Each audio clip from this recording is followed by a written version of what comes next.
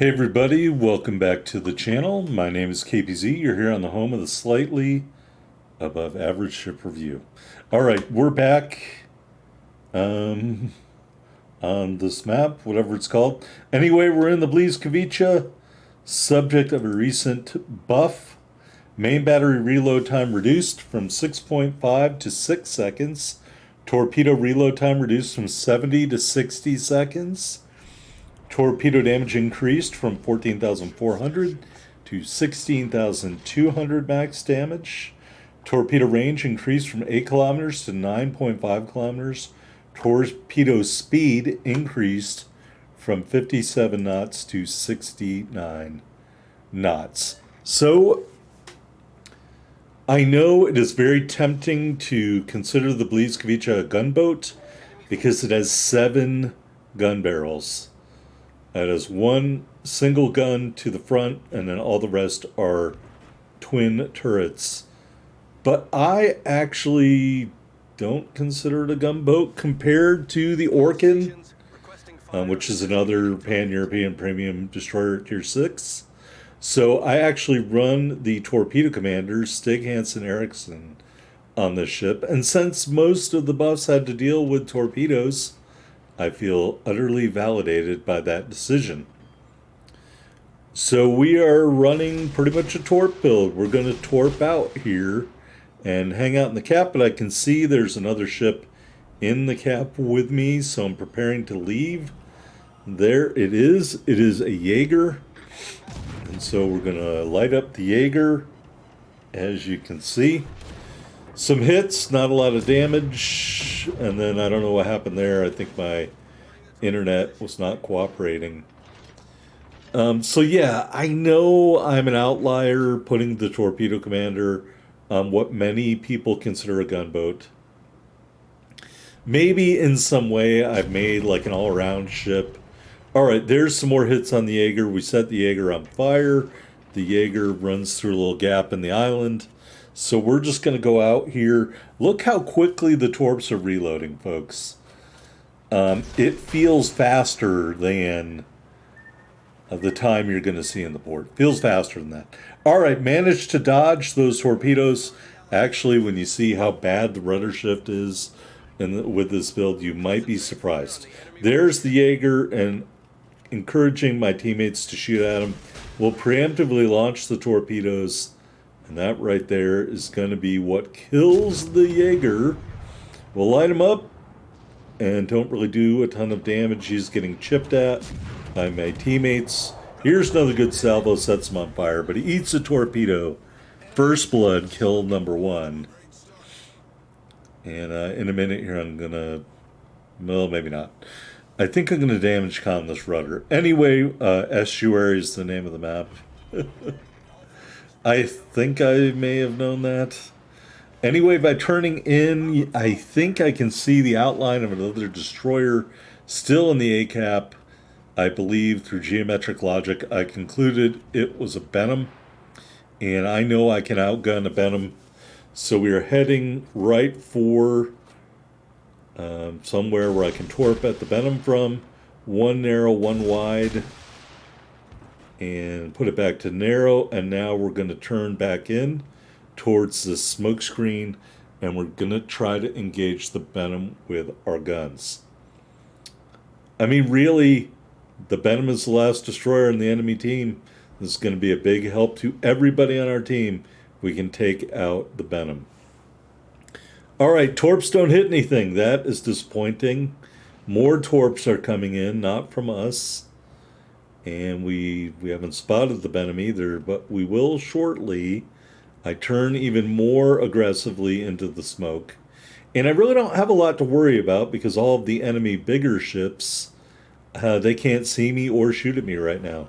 All right, there's the Benham. I'm waiting for the torp reload. Probably not smart, but whatever.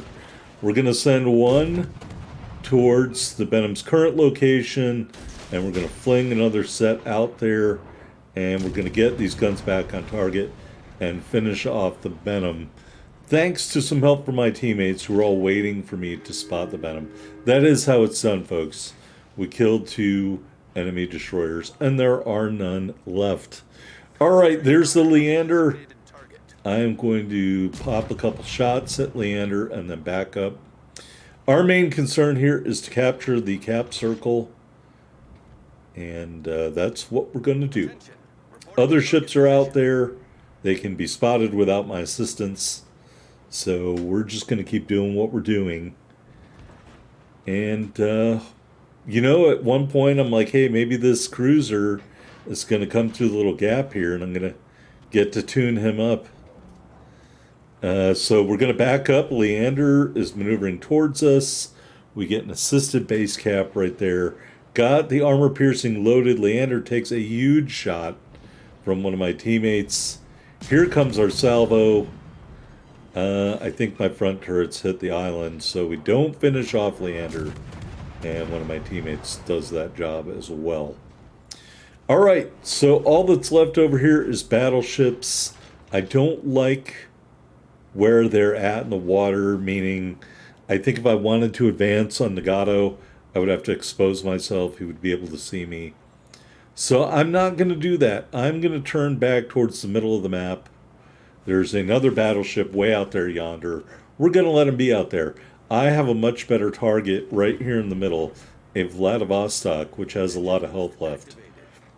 And my torpedoes are already reloaded. We hit the engine boost. We're moving in towards, what cap is that? Bravo?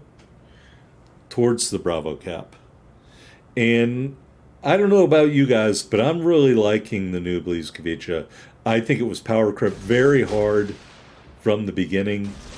You kids may not know this who have been playing this game only for a short time.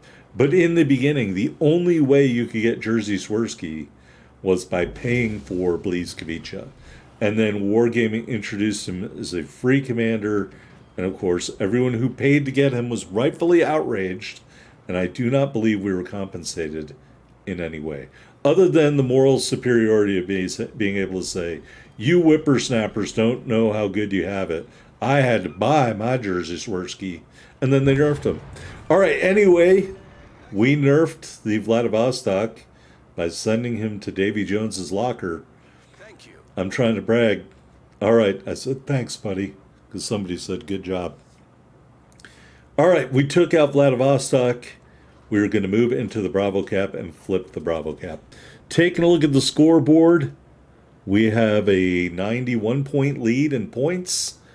We have a 2-ship lead in the game. And the Blyskawica commander is leading the charge for the blue team. No one is shocked. All right, I'm going to turn to try to get torps out on Connecticut. And I'm going to spoil it for you. The Connecticut is going to be dead before those torpedoes get anywhere near it. So I'm going to turn around and trundle back the other way. And as you can see, the Connecticut is already dead. All right, so just 2 enemy ships left. They are down in and about the Charlie Cap. Well, one of them might have been in and around the Charlie Cap. The enemy gets a high caliber medal. How dare you? All right, Iowa out there. I think the Iowa is reversing. And if I chose to abandon this cap, then maybe I could have got some better torps out on the Iowa. But I want to capture the cap circle, so I'm waiting. There is the solo base cap.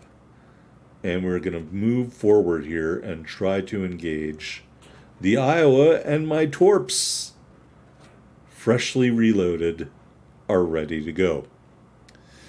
Again, I want to say I think the reload is like 53 seconds with my build. It feels a little quicker than that.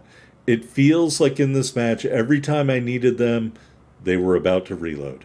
And so I really like this build with the Torp Commander.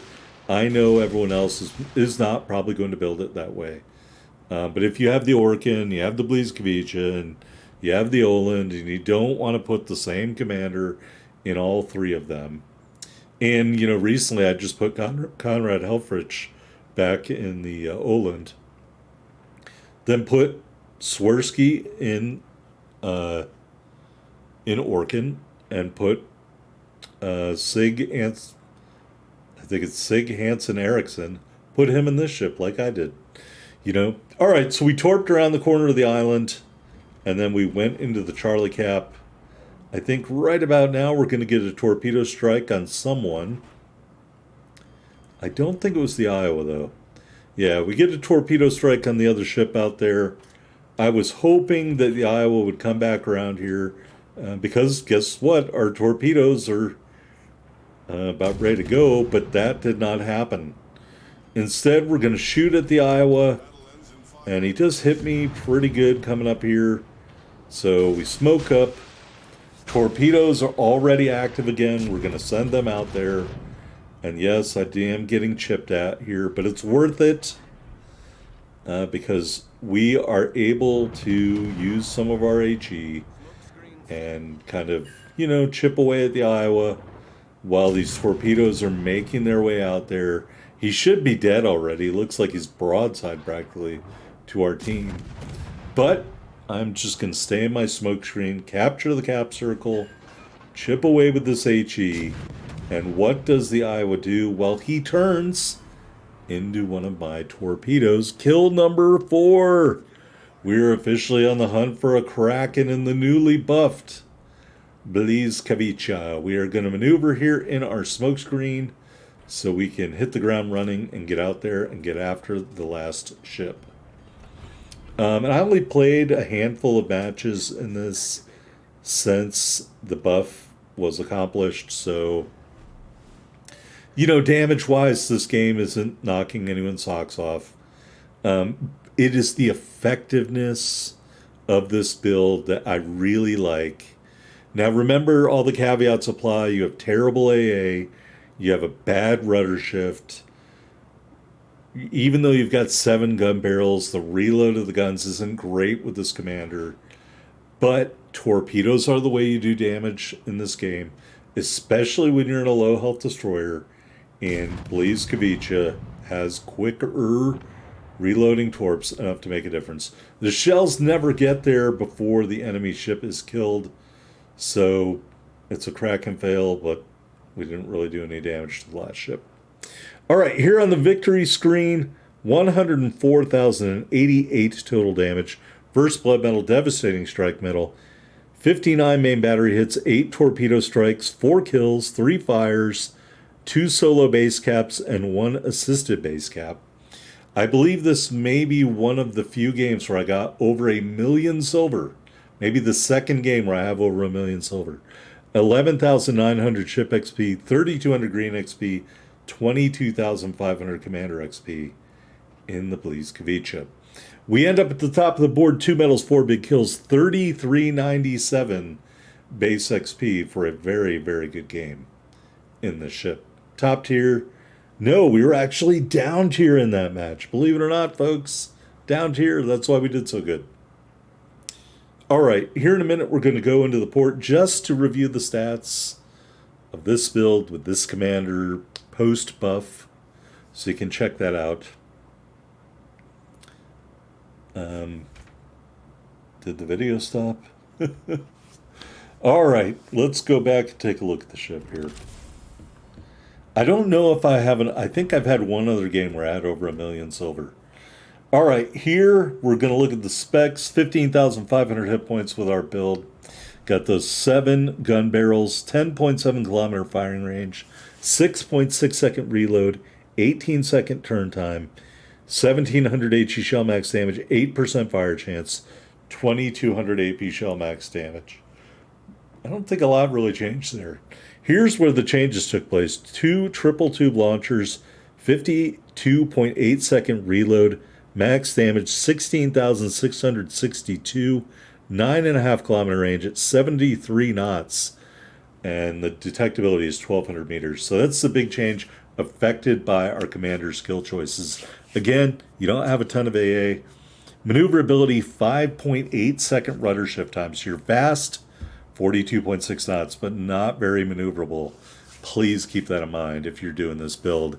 And concealment, 5.2 in the surface, 3 from the air, 2.5 when firing from a smoke screen.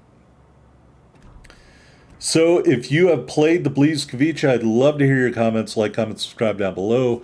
Post buff. Thanks for watching.